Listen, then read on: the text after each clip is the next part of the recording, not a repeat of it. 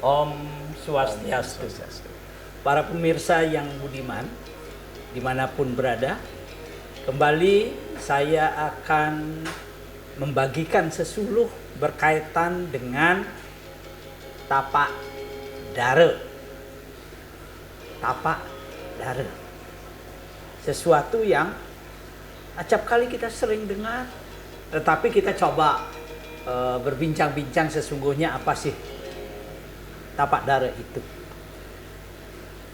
Di sebelah kanan saya telah hadir seorang narasumber, Putu Mardika, ya, seorang dosen di Sekolah Tinggi Agama Hindu Negeri Empu Kuturan di Singaraja.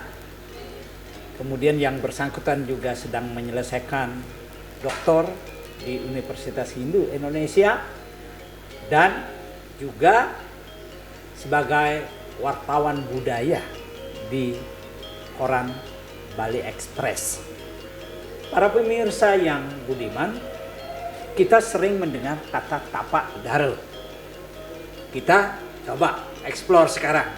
Pak Putu, selamat datang kembali. Selamat datang. Ya, terima kasih atas kunjungannya ya ke Bali Yuda Triguna Channel. Tinggi Swastiastu, pemirsa Yuda Triguna Channel. Apa sebenarnya yang dimaksud tapak dara itu? Nggih. Ya. Nggih, sukses tuh aja. Ya. Niki jadi pemirsa Yuda Triguna Channel mungkin sering menemukan saat orang melaspas rumah, kemudian melihat yang namanya tapak dara. Jadi tapak dara niki juga banyak ditemukan pada tempat-tempat suci, kemudian Di depan rumah-rumah orang di juga. depan rumah-rumah orang.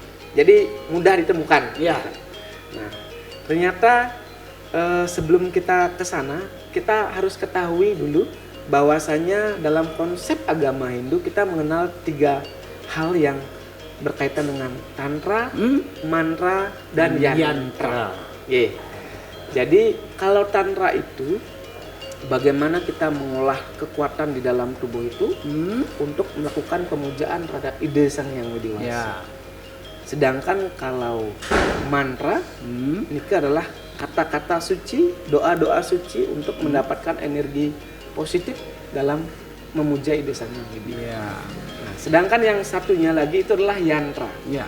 Yantra itu adalah simbol-simbol suci yang memang digunakan dengan fungsi-fungsi tertentu. Ya. Di banyak kita lihat omkara, kemudian akara, nah swastika, Ya. salah satunya adalah tapak dara. Hmm. Oke. Jadi kita khusus berbicara tapak dara, bahwasanya semua ketika kita melihat tapak dara itu konsepnya itu adalah tanda tambah, tanda plus. Ya. Jadi garis vertikal dan garis horizontal. Penggabungan vertikal dan Inggih, horizontal. Nah, jadi secara etimologi kenapa disebut tapak dara? Jadi kalau tapak itu kan jejak nih, Ya. dara itu adalah burung merpati. Nah, kenapa disebut tapak dara? Mungkin karena jejaknya mirip seperti jejak burung merpati atau burung dara. Nah, jadi konsep tapak dara ini ketika kita lihat secara seksama penambahan dari unsur vertikal dan horizontal, ini secara filosofi adalah simbol dari keseimbangan. Jadi agama Hindu itu senantiasa yang menjadi dasar pijakan adalah keseimbangan. Nggih. Jadi kita ketahui Seimbang vertikal, secara vertikal, seimbang secara dengan horizontal. Nggih. Nah, kita sekarang lihat tanda garis vertikal. Ya. Dalam konsep Hindu senantiasa kita mengenal yang namanya konsep Trihita Karana. Parahyangan, Ya. Pawongan, Ya. Palemahan. Nah, konsep vertikal, garis ke atas dari titik tengah ke atas, Ya. itu dalam konsep tapak dara itu dimaknai sebagai bagaimana hubungan manusia dengan ide Sang Yang Widi Wasi, dengan Tuhan Yang Maha Esa. Jadi kita lakukan pemujaan, kemudian buat ritual dan sebagainya. Jadi harmonisnya ke atas. Ya. Ternyata ketika kita melihat juga konsep garis horizontal, Jadi itu juga melambangkan bagaimana hubungan antara sesama manusia. Jadi tidak hanya bagus dengan hubungan Tuhan, tetapi juga sesama manusia kita juga harus akur, harus rukun. Nah, jadi setelah bagus hubungannya dengan Tuhan dengan manusia, jangan lupa juga hubungannya ke bawah. Garis vertikal yang dari titik tengah ke bawah. Nah, ini adalah alam bawah, bagaimana hubungan kita dengan alam semesta pada umumnya, dengan lingkungan.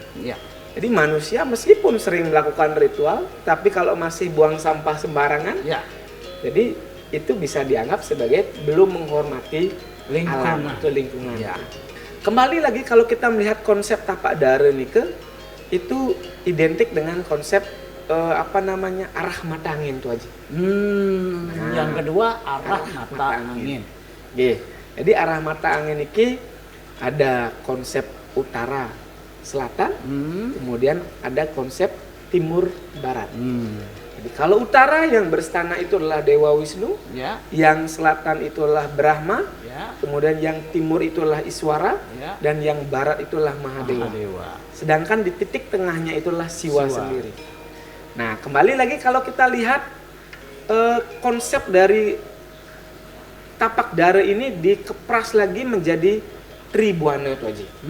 Jadi bagaimana manusia itu hubungannya dengan alam surga dalam artian kemudian alam atau bumi manusia, kemudian patala. Jadi keseimbangan Tribuana itu juga kita lakukan. Ya, kita ketahui bahwa umat Hindu memang bukan surga yang menjadi tujuan, tapi juga moksa. Nah, di surga itu adalah berstana para dewata. Jadi bagaimana menjalin hubungan yang harmonis dengan alam bawah bersama manusia dan juga dengan para dewa. Nah, jadi seperti ini konsepnya tuh Haji. Kenapa tapak dare ini bisa dikatakan sebagai simbol keseimbangan, simbol dari konsep sresti atau penciptaan, kemudian simbol dari konsep swastika atau keseimbangan dan simbol dari perlina atau pralaya. Nah, persoalannya adalah seringkali tapak dare itu kita temukan atau dipertegas kita temukan pada saat-saat krisis. Pada saat-saat genting, pada saat-saat alam kita sedang mengalami cobaan. Nah, itu aja. Tentu makna apa di balik semua itu ya? Kenapa tapak dare? Itu aja. Tapak dare itu muncul di saat-saat yang genting. Itu sebagai konsep bagaimana agar manusia kembali ke titik keseimbangan. Nah, jadi masih ingat tahun 2005 lalu bagaimana umat Hindu di Bali digemparkan dengan tiba-tiba muncul tapak dare secara bersamaan di malam yang sama. Nah, jadi itu mengingatkan bagaimana agar umat Hindu agar kembali ke titik keseimbangan. Mungkin tidak sesunan, kemudian melihat bagaimana ada sesuatu mungkin yang tidak seimbang, atau hal-hal yang lain sehingga kita diingatkan kembali. Nah, sama seperti halnya itu kalau konsep Buana Agung. Nah, ketika ibu menyusui misalnya, agar senantiasa diberikan keselamatan kesehatan, bayinya tidak diganggu, itu patut diberikan tanda tapak dare. Itu biasanya digunakan bawang atau berambang, kemudian bayi juga saat diajak bepergian biasanya tangannya atau diolesi kakinya tanda tapak dare. Itu menandakan bagaimana agar tapak dare itu selain sebagai simbol keseimbangan juga sebagai sarana untuk menangkal mara bahaya. Jadi konsep tapak dare ini juga sangat disucikan, sehingga kalau di India di Ayurveda itu muncul istilah satya. Satya. Jadi satya itu dijadikan sebagai konsep pengobatan. Nah, biasanya kalau para penekun usada jika ada orang yang sakit, biasanya tempat yang sakit itu diisi tanda tapak dare. Jadi krisis itu tidak hanya terjadi pada Buana Agung, tapi juga Buana Alit. Intinya semua yang berjalan seimbang itulah sebagai titik yang dituju. Nah, kembali lagi ke bagaimana tapak dare itu dikaitkan dengan konsep swastika tadi. Nah, jadi kalau tapak dara itu diputar Ya. secara ke kanan, ke murwa daksina, maka akan membentuk lambang swastika. Swastika itu juga lambang kesejahteraan, keseimbangan, kemudian lambang kedamaian. Dan yang terpenting, swastika itu adalah lambang dari perjalanan matahari. Ya. Apalagi pada zaman dahulu, dewa Surya Raditya itu sebagai dianggap dewa tertinggi. Ya. Masuk saat pemujaan, Ya. kita mengutamakan Yang dewa pertama Surya Raditya sebagai saksi. sebagai saksi nih Ketua Ji. Para pemirsa yang budiman, kita telah paham tadi bahwa tampak dara memiliki makna filosofi yang luar biasa. Tapi saya akan bertanya kepada Pak Putu, tadi beberapa kali menyebutkan bahwa tapak dara itu adalah esensi untuk membangun keseimbangan. Secara vertikal dari tengah kepada atas itu adalah implementasi bakti. Ke bawah, dari tengah ke bawah adalah implementasi untuk membangun kasih sayang. Kira-kira agar tidak dia di atas langit, di awang-awang, bisa enggak dijelaskan kepada para pemirsa bahwa agama Hindu itu di samping menekankan pentingnya hubungan baik dengan Tuhan, juga dia memerlukan membangun hubungan baik dengan sesama. Nggih, Haji, patut pisan ki.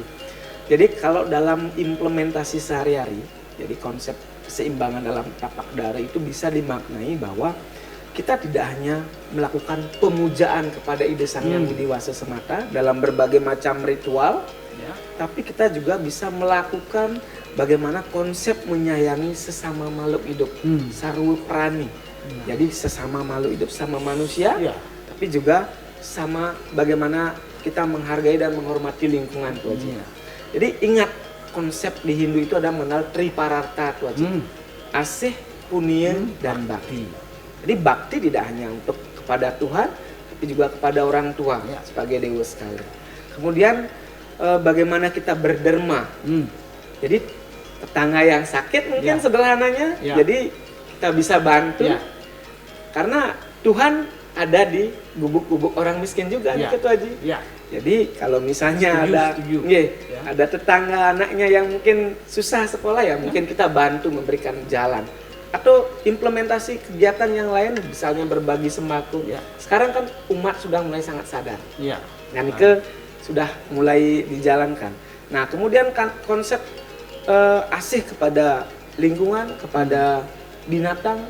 Jadi bagaimana konsep tumpak uye, tumpak kandang, kemudian konsep tumpak wariga itu senantiasa mengingatkan kita agar bagaimana menjalin rasa kasih sayang kepada semua makhluk yang merupakan ciptaan dari Sang Yang Sarwo Prani Itang Karah. Saya kira kita sering ucapkan, tapi yang dibutuhkan sekarang adalah aktualisasi dari ajaran yang mulia itu agar kita sebagai umat Hindu memiliki ladang-ladang karma yang baik. Saya kira kehadiran Pak Putu Mardika hari ini dan kemudian berbagi itu adalah sebuah usaha sistematik untuk mendana punya pengetahuan. Semoga alam akan memberikan kasih sayang kepada kita semua umat manusia yang sudah tekun dan secara sistematik melakukan punya baik materi, tenaga, pengetahuan, karena semuanya mulia di depan Tuhan. Terima kasih para pemirsa.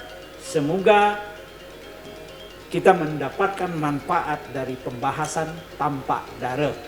Tapak dara adalah sebuah yatra yang mengandung kekuatan menyeimbangkan segala bentuk ketidakseimbangan fisik, psikologis, dan alam. Semoga bermanfaat. Om Santi, Santi, Santi, Om.